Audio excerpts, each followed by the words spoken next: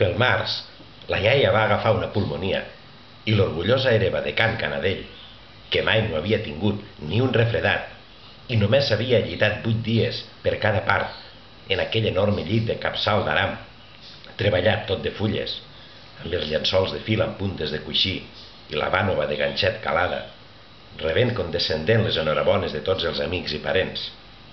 La dona, que havia portat incansable el pòndol de Can Canadell i havia manat marit, fills, mossos i mosses com un general en cap, queia víctima d'un correndaire en sortir de missa d'11 en un dia revolt de primers de març, amb el vent enduent-se'l i el mantell i arremangant les faldetes.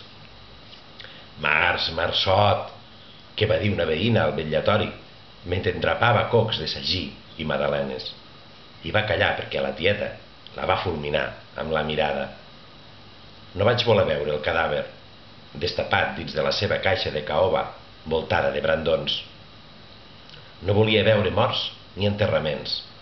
Em transportaven a una altra tarda neta i viva encara en la meva memòria, la tarda que van enterrar la meva mare. Llavors, com ara, vaig pujar a les golfes i des d'allí vaig veure com se l'enduien a pes de braços. Només que aleshores era el començament de l'hivern i tota una estesa de codonys sobre canyissos ocupava una gran part del trèvol.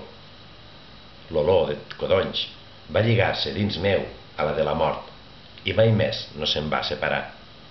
Ara, tot i que de codonys no n'hi havia cap, jo seguia sentint el seu perfum dolç, una mica aspre, una mica embafador.